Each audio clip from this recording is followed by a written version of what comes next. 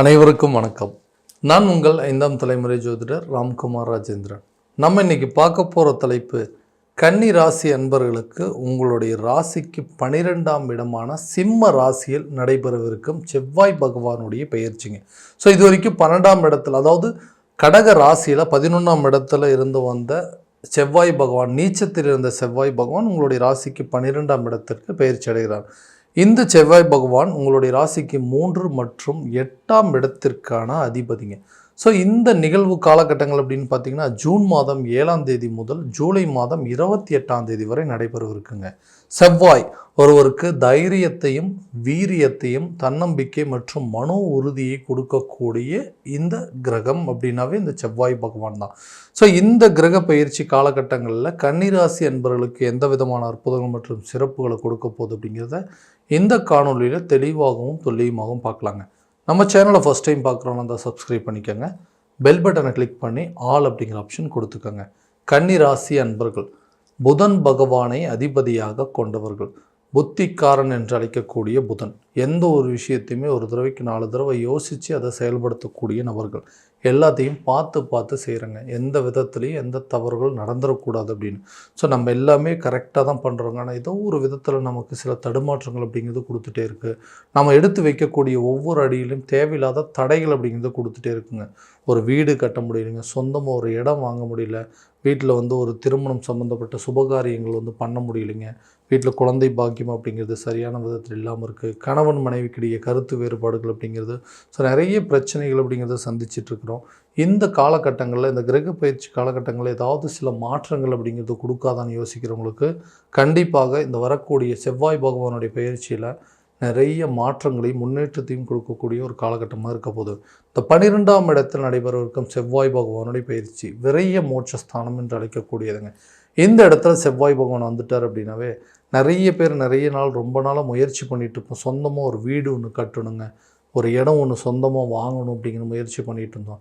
ஏன்னா என்ன தான் வாடகை வீட்டில் வாழ்ந்தாலும் சொந்தமாக ஒரு வீட்டில் வாழும்போது மட்டும்தான் அதற்குண்டான பலன்கள் கண்டிப்பாக நல்லபடியாக இருக்கும். நம்ம நல்லபடியாக வாழ முடியும் அப்படின்னு நினைக்கக்கூடியும். அதுக்காக எடுக்கக்கூடிய ஒவ்வொரு முயற்சியும் தேவையில்லாத தடைகள் அப்படிங்கிறதே கொடுத்துட்டே இருக்குங்க. வீடு கட்டுறதுக்காக பணத்தை வாங்கி வச்சுருக்கோம், அந்த பணம் தேவையில்லாமல் வேறு ஒரு விதத்தில் செலவாகிடுதுங்க. அந்த பணத்தை திடீர்னு யாருக்காவது ஒரு ரொட்டேஷன் தெரிஞ்சவங்க கேட்குறாங்க. ஸோ ரொம்ப எமர்ஜென்சிங்க, கொடுங்க, 1 மாதத்தில் கொடுத்துறோம், 1 வாரத்தில் கொடுக்குறேன்னு சொல்லிட்டு கேட்டு வாங்கினாங்க. அந்த தொகைகள் அப்படிங்கிறதெல்லாம் என் கைக்கு சேரவே இல்லைங்க.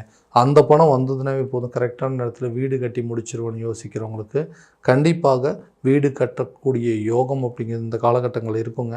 நீண்ட நாட்களாக நிலுவையில் இருந்த தொகைகள் அப்படிங்கிறது சேரும்.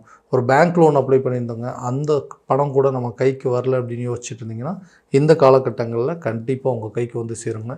செய்யக்கூடிய விரயங்கள் கூட சுப விரயங்களாக மாறக்கூடிய தன்மை அப்படிங்கிறது இருக்கும். புதுசாக இடம் வாங்குவதற்கான யோகங்கள் அப்படிங்கிறது கண்டிப்பாக இருக்கக்கூடியது இந்த காலகட்டங்களில். அடுத்ததாக இந்த குழந்தை பாக்கியம் சம்மந்தப்பட்ட பிரச்சனைகள் அப்படிங்கிறது, வாழ்க்கையில் இந்த குழந்தை பாக்கியம் அப்படிங்கிறது ஒன்று மட்டும் கரெக்டான விதத்தில் இருந்துச்சு அப்படின்னா எல்லாமே சரியான விதத்தில் இருக்கும். எல்லா வசதி வாய்ப்பும் இருக்குங்க, எல்லா பணங்காசு, வீடு, வாகனம், வண்டி எல்லாமே இருக்குங்க.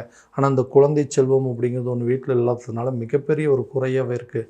எந்த விசேஷத்துக்கு போனாலும் சரி, எங்கே போனாலும் சரி, எங்களுக்கு என்னப்பா இன்னுமா தள்ளி போட்டிருக்கீங்க, ஸோ இன்னுமா நீங்கள் போய் கரெக்டான விதத்தில் ட்ரீட்மெண்ட் எடுக்கலை, அந்த ஹாஸ்பிட்டலுக்கு போங்க, இங்கே போங்க, அந்த கோயிலுக்கு போயிட்டு வாங்க, அந்த பரிகாரம் பண்ணுங்கன்னு சொல்லிட்டு நிறைய விஷயங்கள் சொல்லிட்டாங்க. ஸோ இந்த குழந்தை பாக்கியம் இல்லாத ஒரே ஒரு விஷயத்தினால நிறைய மன உளைச்சல்களை சந்திச்சாச்சுங்க. இனிமேலாவது எங்களுக்கு அந்த மாதிரி அமைப்பு இருக்குன்னா கட்டாயமாக குழந்தை பாக்கியம் ஏற்படுவதற்கான சூழல் அப்படிங்கிறது நிச்சயமாக இருக்குங்க. இது வரைக்கும் நீங்கள் அதுக்கு மூலமாக மருத்துவம் ரீதியாக எடுத்த செலவினங்களும் அது மூலமாக எடுத்த சில முயற்சிகளும் இந்த காலகட்டங்களில் கண்டிப்பாக ஒரு நல்ல பலன் அப்படிங்கிறது கொடுக்குங்க.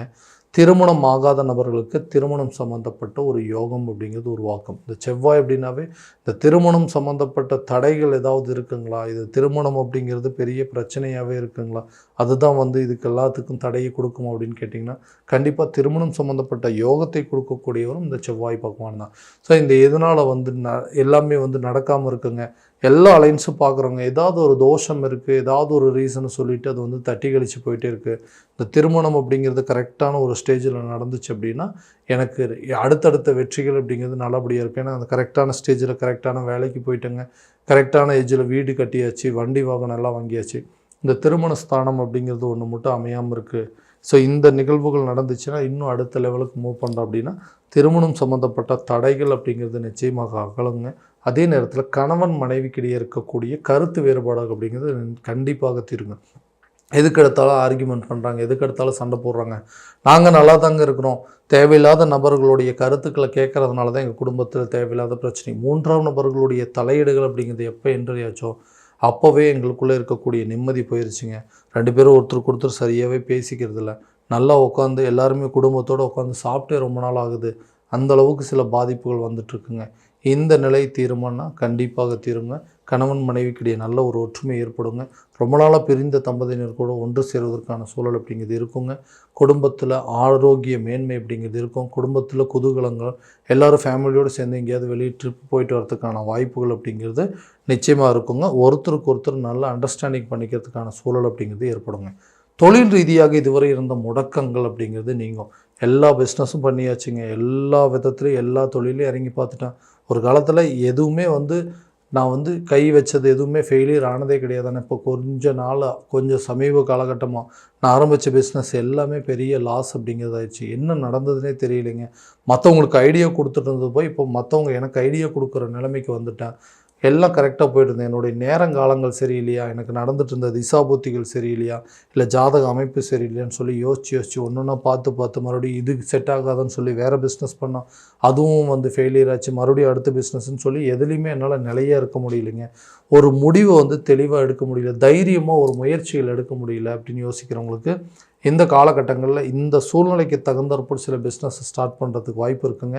அதில் எந்த ஒரு நஷ்டமும் இல்லாத அளவுக்கு கொண்டு போகிறதுக்கான சூழல் அப்படிங்கிறது ஏற்படுங்க. தொழிலில் ஒரு நல்ல லாபகரமான நிலை இந்த காலகட்டங்களுக்கு தகுந்தாற்போல் சில தொழிலை பண்ணுறதுக்கான வாய்ப்புகள் அப்படிங்கிறது நிச்சயமாக நல்லபடியாக யோசித்து தைரியத்தோடு சில முடிவுகளை எடுத்து அந்த தொழிலில் எதெல்லாம் நஷ்டமாச்சோ எதெல்லாம் நம்ம மாற்றம் பண்ண வேண்டியது இருக்கோ அந்த மாற்றத்தை பண்ணி தொழிலில் ஒரு நல்ல லெவலுக்கு கொண்டு போகிறதுக்கான சூழல் அப்படிங்கிறது ஏற்படுங்க. வேலை தேடி எடுக்கக்கூடிய முயற்சிகளும் சரிங்க. ஒரு வேலையிலேருந்து இன்னொரு வேலைக்கு மாற்றம் பண்ணணும்னு நினச்சாலும் சரி, ஒரு வேலையில் இருக்கும்போதே அதில் எந்த ஒரு பெனிஃபிட் இல்லாமல் வேலை செய்கிறது, இந்த மாதிரி நிறைய சங்கடங்கள் நிறைய பிரச்சனைகளை சந்திச்சுட்டு இருந்தேன். புதுசாக வேலை கிடைக்கிறதுக்கு வாய்ப்பு இருக்கான்னா கண்டிப்பாக புதிய வேலை கிடைப்பதற்கான முயற்சிகள், ஒரு வேலையிலேருந்து இன்னொரு வேலைக்கு மாறணும், அந்த இடத்துல போனால் அடிஷ்னலாக சேலரி கிடைக்கும் அப்படின்னு சொல்லி நிறைய ட்ரை பண்ணுறேங்க. அதுவும் கிடைக்கலைன்னா கண்டிப்பாக இந்த காலகட்டங்களில் முயற்சி பண்ணுங்கள். உங்களுக்கு புதுசாக வேலை கிடைக்குங்க. அதே வேலை இல்லாதவங்களுக்கு புதிய வேலை கிடைக்கும். ஒரு வேலையிலிருந்து இன்னொரு வேலைக்கு மாற்றம் பண்ணணும்னு நினச்சவங்க கூட அங்கேயும் கிடைக்குங்க. அதே நேரத்தில் சம்பள உயர்வோ அல்லது பதவி உயர்வோ கிடைப்பதற்கான நிலைகள் அப்படிங்கிறது இருக்கும். வெளியூர் மற்றும் வெளிநாடுக்கு வேலையில் முயற்சி பண்ணணும் அப்படின்னு நினைக்கிறவங்க கூட இந்த காலகட்டங்களில் கட்டாயம் கிடைக்குங்க. அரசு சம்மந்தப்பட்ட எக்ஸாம்ஸ் எல்லாம் எழுதிட்டுருக்கோம். ஒரு கவர்மெண்ட் எக்ஸாமுக்கு ட்ரை பண்ணிகிட்ருக்கோங்க. ரொம்ப நாளாக அதுக்கு எக்ஸாம் எழுதிட்டுருக்கோம். ஸோ அது நல்லபடியாக இருக்குன்னா இது வரைக்கும் உங்களுடைய ராசியில் கேது பகவான் உட்காந்துட்டு இருந்தார். அவரும் உங்களுடைய ராசிக்கு 12ஆம் இடத்துக்கு பயிற்சி அடைஞ்சதுனால இந்த காலகட்டங்களில் அரசு சம்மந்தப்பட்ட அனுகூலங்கள் அப்படிங்கிறது உங்களுக்கு நிச்சயமாக இருக்க போதுங்க. கவர்மெண்ட் ஜாப் அப்படிங்கிறது கட்டாயம் கிடைக்கும். அரசு துறையில் இருக்கிறவங்க ஒரு இடத்துலேருந்து இன்னொரு இடத்துக்கு டிரான்ஸ்ஃபர் கிடைப்பதற்கான சூழல் அப்படிங்கிறது இருக்குங்க. ஆரோக்கியத்தில் கண்டிப்பாக கொஞ்சம் கவனம் செலுத்தணும். ஆரோக்கிய ரீதியாக சில பாதிப்புகள் அப்படிங்கிறது உடல் ரீதியாகவும் தேவையில்லாத ரத்தம் சம்மந்தப்பட்ட பாதிப்புகள் அப்படிங்கிறது வரத்துக்கு வாய்ப்பு இருக்குங்க. ஸோ ஆரோக்கியத்தில் கொஞ்சம் கவனம் செலுத்துங்க. கரெக்டான நேரத்தில் கரெக்டான ட்ரீட்மெண்ட் அப்படிங்கிறது எடுத்திங்கன்னா ஆரோக்கியத்தில் நல்ல ஒரு முன்னேற்றம் அப்படிங்கிறது இருக்கும். கல்வி சம்மந்தப்பட்ட அனுகூலங்கள் அப்படிங்கிறது கண்டிப்பாக இருக்க போதுங்க. இது வரைக்கும் இருந்த ஞாபக மறதியும் மந்த நிலைகள் அப்படிங்கிறது விலகும். கட்டாயமாக கல்வியில் நல்ல ஒரு முன்னேற்றத்தை காட்டக்கூடிய ஒரு காலகட்டமாக இருக்க போது இந்த செவ்வாய் பகவானுடைய பயிற்சி. ஸோ இது வரைக்கும் நம்ம பார்த்ததெல்லாம் கோச்சார ரீதியான பலன்கள் மட்டும்தான். இந்த பலன்கள் அனைத்து உங்களுக்கு நடக்குமானா உங்களுடைய சுய ஜாதகத்தை முறையான விதத்தில் தெரிஞ்சுக்கிட்டு அதற்குண்டானபடி முயற்சி எடுத்திங்கன்னா நல்ல ஒரு வெற்றி அப்படிங்கிறது கிடைக்கும். ஸோ உங்கள் ஜாதகம் எங்கிட்ட பார்க்கணும் அப்படின்னு விருப்பப்பட்டிங்கன்னா கீழே தெரிகிற நம்பருக்கு காண்டாக்ட் பண்ணி அப்பாயின்மெண்ட் ஃபிக்ஸ் பண்ணிக்கோங்க.